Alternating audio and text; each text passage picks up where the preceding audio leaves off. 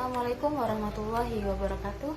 Perkenalkan, saya Ambun Mutiara Utami dengan NIM A210-2064, Program Studi Pendidikan Akuntansi Universitas Muhammadiyah Surakarta. Di sini saya akan memaparkan hasil pemikiran saya mengenai pandangan, tantangan, dan perencanaan pembelajaran pasca pandemi COVID-19. Menurut pandangan saya, transformasi digital sektor pendidikan di Indonesia bukanlah suatu wacana yang baru. Berbagai perbincangan, regulasi pendukung, dan upaya konkret menerapkan transformasi digital di lingkungan perguruan tinggi dan semua tingkat sekolah di Indonesia. Jika sebelumnya berbagai wacana, kebijakan pendukung, serta sosialisasi tentang era industri 4.0 belum berhasil membuat industri pendidikan universitas, institut, sekolah tinggi, politeknik, akademi, hingga sekolah dasar mencapai progres yang signifikan pada transformasi digital pendidikan di Indonesia. COVID-19 atau virus corona justru memberikan dampak yang luar biasa dalam aspek ini. Ditinjau dari berbagai aspek, jelas COVID-19 adalah musibah yang memberikan dampak negatif kepada hampir semua sektor di kehidupan manusia. Terutama upaya pencegahan penyebaran COVID-19 melalui pembatasan sosial berskala besar atau lockdown dengan berbagai himbauan di rumah saja, work from home, learn from home atau stay home, dan lain-lain.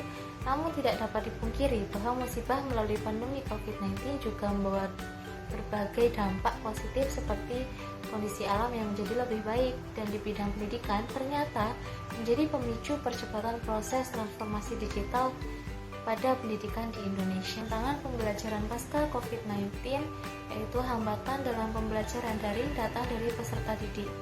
Semangat belajar peserta didik selama proses pembelajaran daring menurun dibandingkan ketika pembelajaran secara tatap muka. Penurunan motivasi belajar peserta didik dipengaruhi oleh beberapa faktor. Salah satunya yaitu kondisi selama pembelajaran daring yang mewajibkan peserta didik untuk belajar di rumahnya masing-masing, sehingga memaksa mereka untuk mempelajari serta memahami materi pelajaran secara mandiri. Pendidik tidak dapat mendampingi dan mendidik peserta didik secara langsung, sehingga pendidik tidak dapat melakukan tindakan seperti pemberian reward, punishment, pemberian motivasi, menegur, dan lain sebagainya. Sedangkan tindakan-tindakan pendidik tersebut yang dapat menguatkan motivasi peserta didik.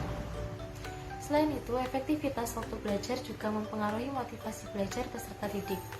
Peserta didik merasa sulit dalam menentukan waktu yang tepat untuk belajar di rumah. Lingkungan sosial keluarga yang kurang kondusif menyebabkan peserta didik tidak dapat fokus untuk belajar. Melihat hambatan tersebut, menjadi tantangan tersendiri bagi pendidik maupun peserta didik. Pendidik diharuskan lebih berinovasi dalam menentukan cara atau metode dalam menyampaikan materi agar peserta didik mampu menerima materi dengan mudah. Sedangkan peserta didik dituntut agar bisa beradaptasi dengan kondisi dan situasi seperti saat ini. Secara garis besar, tantangan pendidikan selama pandemi COVID-19 menyangkut budaya akademik yang meliputi nilai sikap, pengetahuan, keterampilan, serta kesiapan sarana dan prasarana yang berkaitan dengan literasi teknologi. Menurut saya, perencanaan pembelajaran yang tepat pasca pandemi COVID-19-nya, new normal pendidikan yang telah dimulai seharusnya diteruskan dan disempurnakan hingga memenuhi konsep blended learning, yakni sebuah konsep pendidikan yang mengkombinasikan metode kuliah tatap muka di ruang kelas dengan e-learning. Dan pada gilirannya, dunia pendidikan akan benar-benar berada dalam era education 4.0. Terkait e-learning di perguruan tinggi, jika menjadi ukuran adalah dapat dilakukan, maka tidak bisa dipungkiri bahwa semua kampus dapat melakukannya. Pengajar maupun peserta didik dipacu untuk memahami setidaknya penggunaan teknologi digital.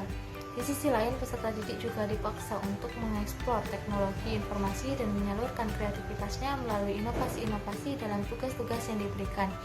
Ada berbagai platform teknologi informasi yang berpeluang untuk dimanfaatkan dalam mendukung kegiatan pembelajaran daring, dan sekaligus berpeluang pula memaksa para dosen agar melek teknologi informasi. Maka diantaranya sebagai berikut: e-learning, rumah belajar, Edmodo, Edlink, Moodle, Google Classroom, kelas online psikologi.